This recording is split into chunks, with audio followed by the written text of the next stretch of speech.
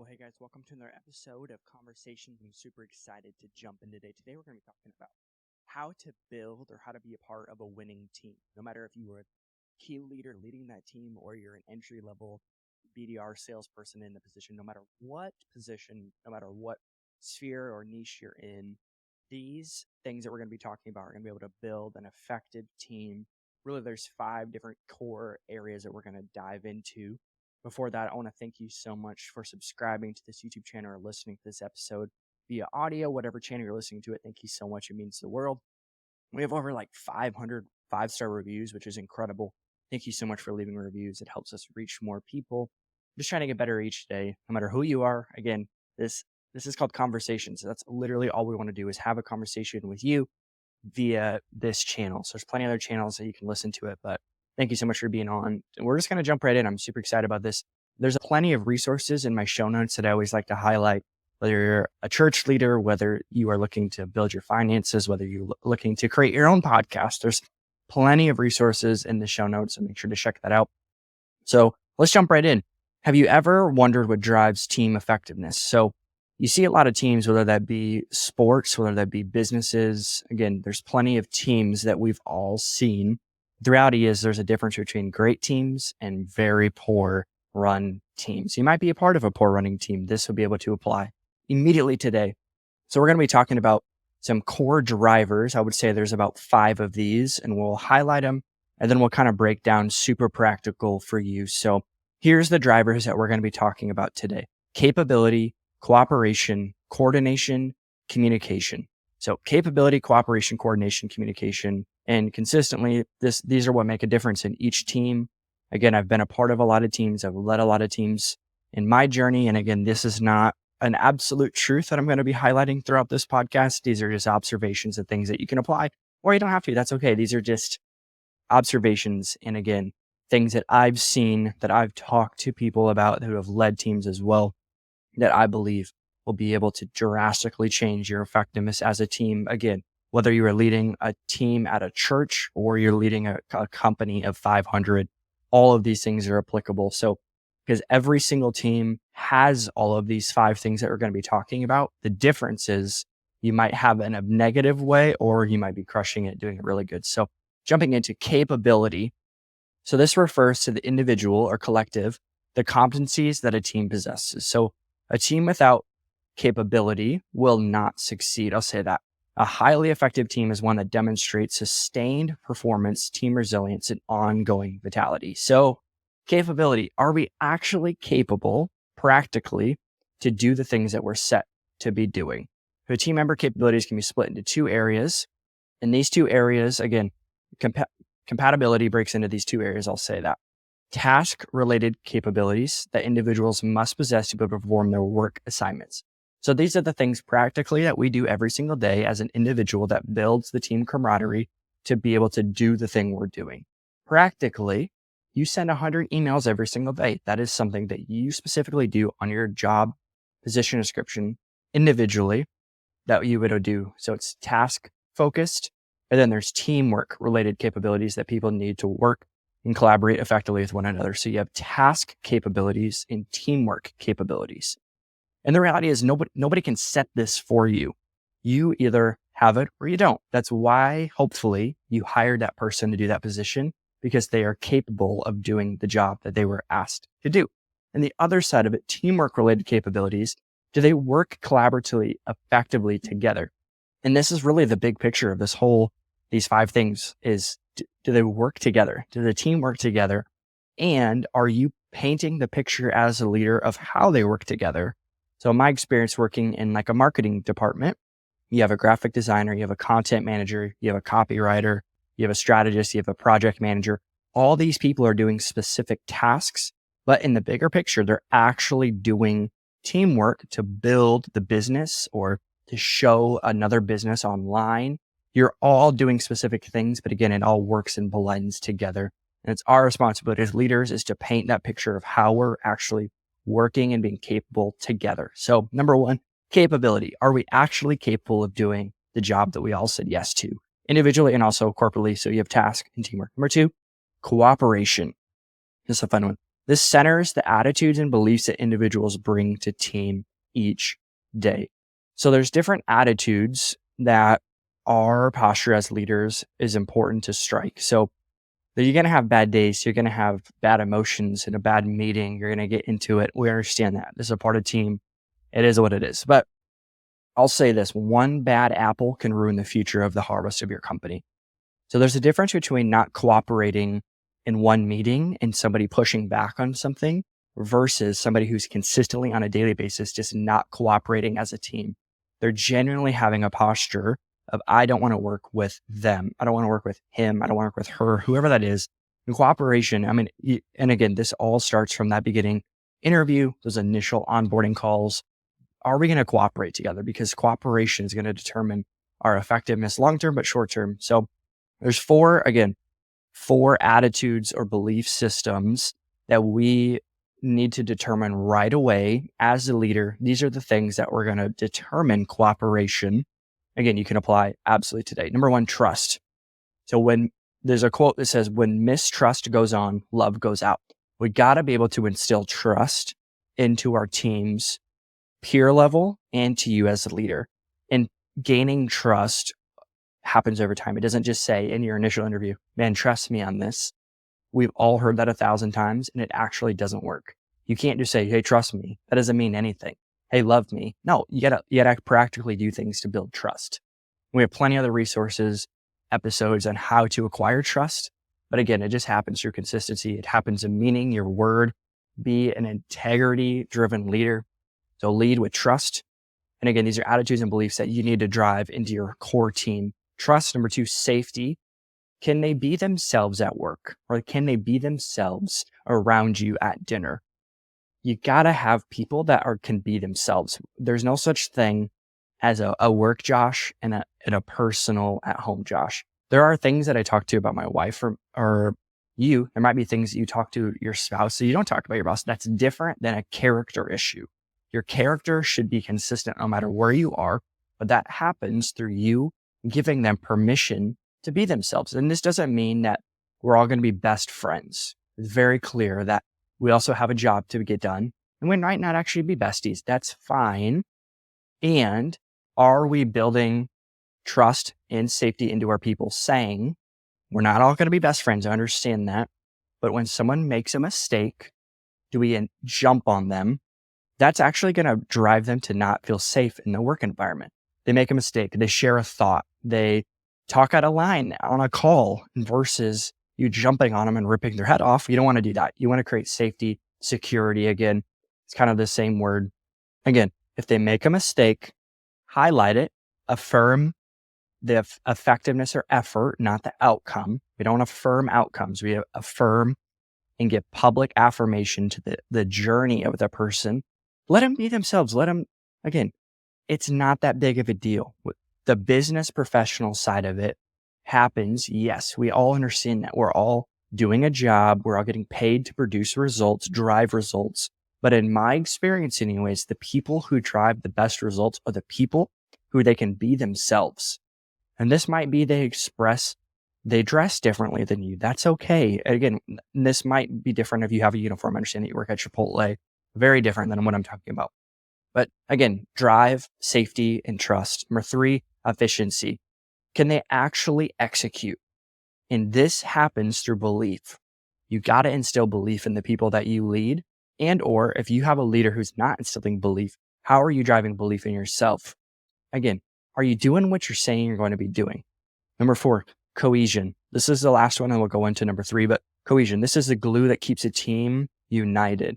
Do we all understand and through the vision of the leader, know what we're actually doing? Like me, when I walk in at 8 a.m. to do my job, is there cohesion? Is there a system that there's a transition? Like when you're running track a 4x1, we hand off the baton, but does that person know when that happens? Does there a clear picture? Do they have documents? Do they have endless resources to go into to see when does the handoff? When does this? How do we work together? Is this meeting beneficial? These are the things that, again, are going to create cooperation in your team. And if there isn't cooperation, if there's conflict in the air that no one's talking about, it's your responsibility as the leader to be able to understand that trust, safety, efficiency, and cohesion are the ways that you're going to be able to build the long-term effective summer team. Number 3, coordination. So this is the heart of teamwork, the behaviors a team needs to demonstrate to be highly effective. And there's really 4 areas of how to be able to produce coordination across the board. And we've kind of talked about it, right? This is the way that we're all going to work together. And as the leader, as the coordinator, you're coordinating a job, a task. Again, no matter what, you're talking about a church system, you're talking about a business system, you're talking about, doesn't matter. You all need to have coordination. Think about this as a football team. There's always an offensive coordinator and a defensive coordinator. There's a head coach as well. The offensive coordinator shouldn't be thinking about what the safety or cornerback's doing because they're worried about their 11 players on offense. But them, understand this, each person on that field has a position, whether they're first, second, third string, doesn't matter. Each one has a specific position to do. They have an assignment to do on the field. But the coordinator makes sure each person actually does what they're supposed to be doing. If I'm an offensive lineman, which I'm not, that would not work. I'm 160 pounds. If I went out for a route to catch a ball, the coordinator might be a little distraught or a little confused on, hey, dude, what are you doing? But if I was never told what position I'm supposed to be in or what my role is, I might go out for some passes. So it's the coordinator's responsibility to make sure everything flows smoothly to create one team. And these are the 4 applicable behaviors. Again, these are all behavior traits because if we can drive and initiate behavior change, that's what actually creates practical long-term success. So number 1, situational awareness.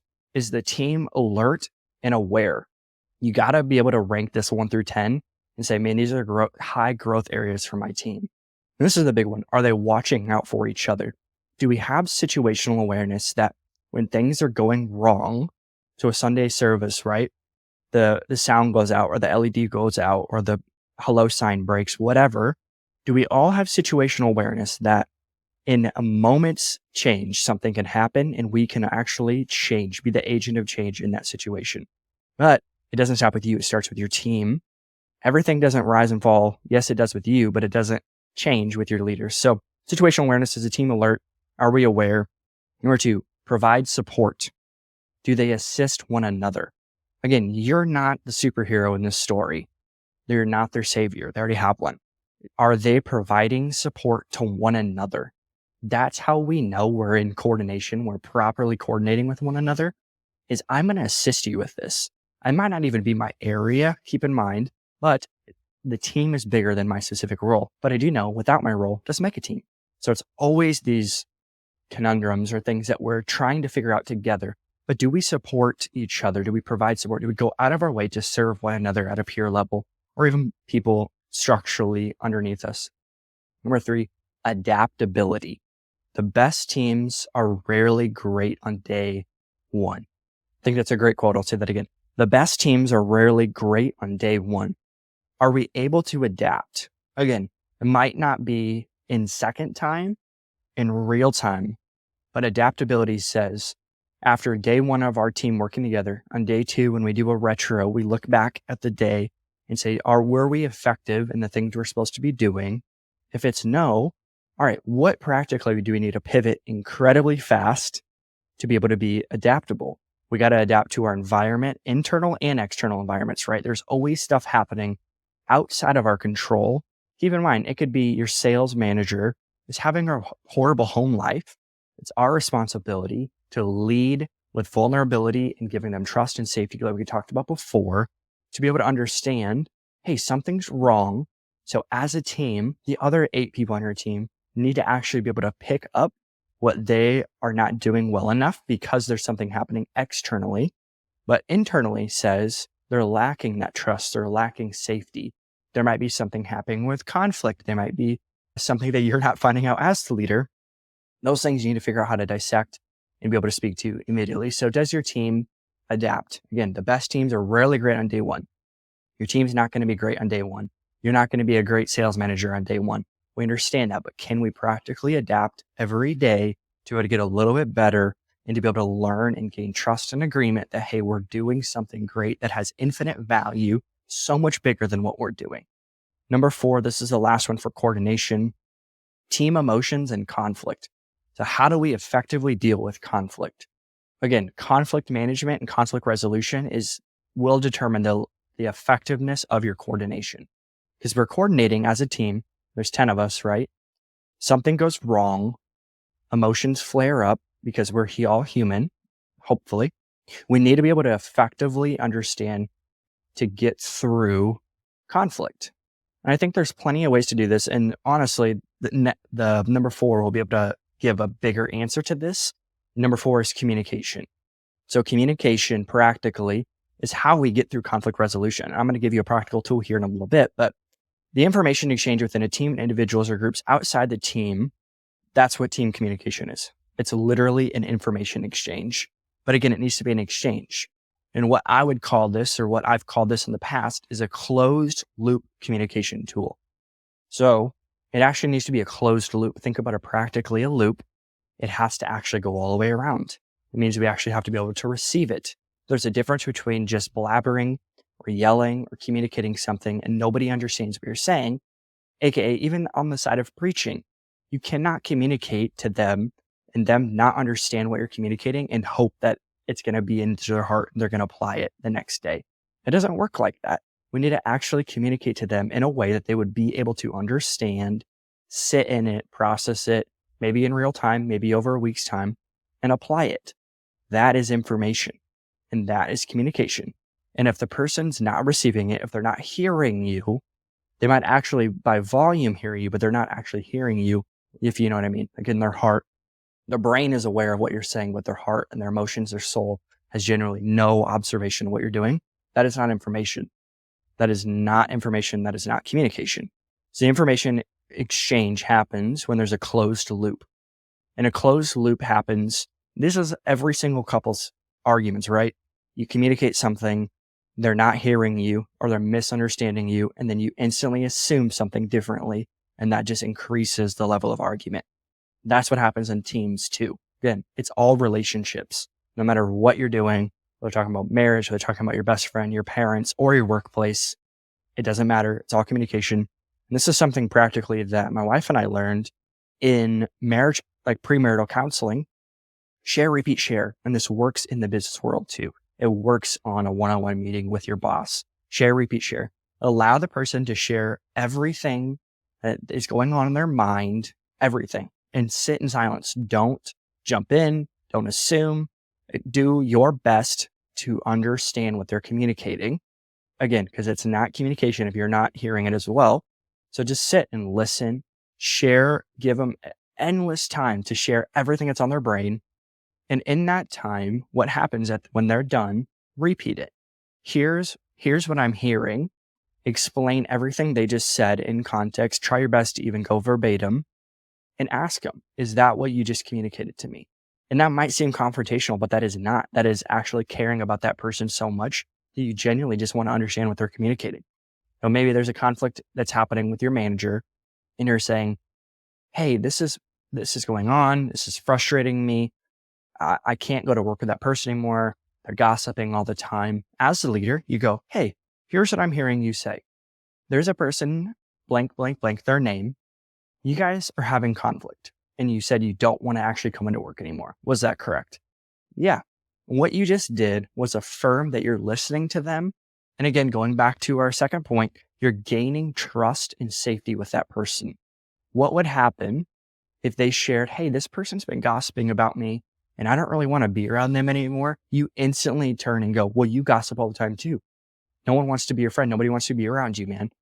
What you just did is shut them down.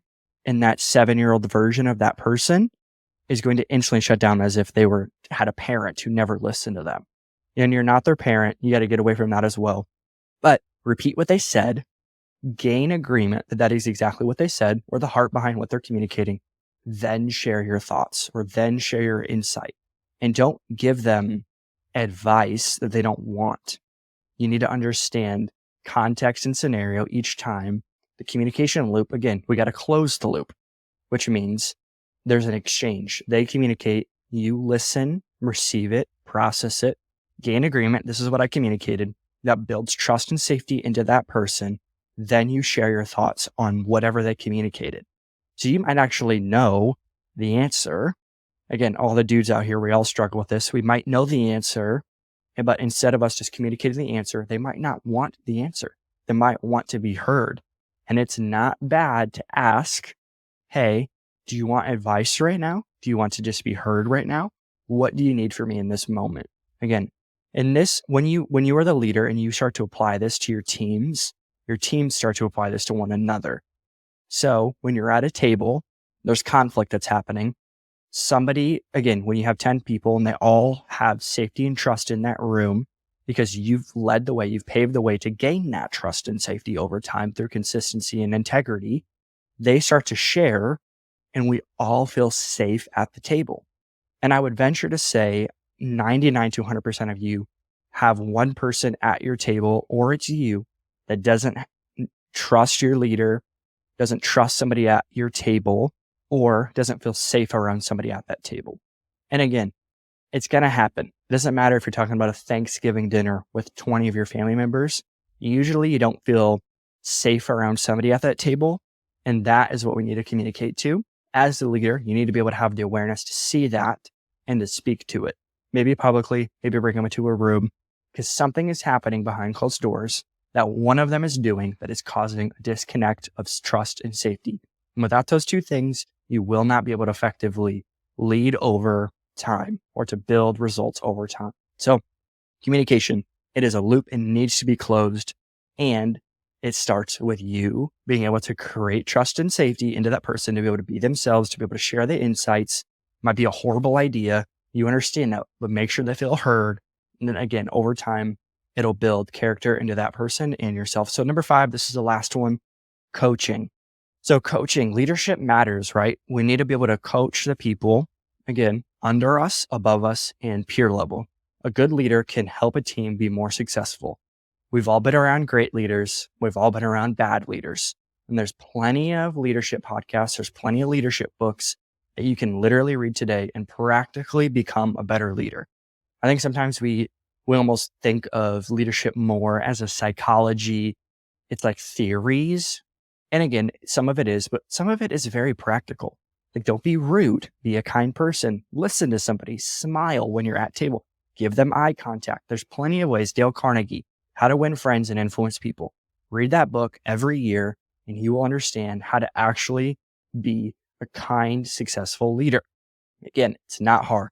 No one's born a leader. I don't think so. I think it's like anything else on this planet. You need to be able to learn and build that into yourself, because there's plenty of people with titles. And there's this whole title thing, right? I was just on a call with the pastor this morning and he said, I don't care about titles. I don't. When people call me pastor or they don't, that's fine. It doesn't bother me. The only people who communicate that are the people who care about titles, because titles do bring clarity to your position. Understand that. And it also brings authority in some contexts. But the reality is many people can lead without a title. You don't need a title to lead. But when you have a title, are you effectively stewarding that? Knowing it brings clarity to the people underneath you. The new hire doesn't understand what you do. They see your title. I understand that. So it's so much bigger than titles, but leadership does matter, and it can effectively build a team or tear a team down. So anyone who has anyone who has ever worked for a poor leader can attest to bad leadership, right? We've all been around a bad leader. We understand it drastically does change the environment. And again, like I said, this one, number 5, is coaching. Are you coaching the people that you lead? And a coach does what? We'll go back to the football example. There's 20 plus coaches on an NFL staff. Each one has a specific assignment, but their reality is their job, their paycheck happens when the players get better. NFL, NBA, they're cold-hearted. You have a bad season, you're probably not going to have that job anymore. And a season equates to that. For football, 22 players on a field plus special teams. So 33, whatever. Their effectiveness is the win and losses. If you have a losing schedule, of a losing season every single year, you're probably not a good coach. And you could give excuses. You could say, our recruiting coach isn't bringing in the right players. Our blank coach isn't creating the best running backs. Our offensive line coach isn't good. We need to bring a new offensive line coach in. And that's the observation of a CEO. Well, most of us aren't CEOs. We are more like the offensive coordinator, or we are more like the running back coach, where we have a specific group of team. We have 5 or 6 people that we are responsible for helping them get better. But do we all have the necessary drivers in place to be able to enable the team to learn and adapt? That's what a coach does.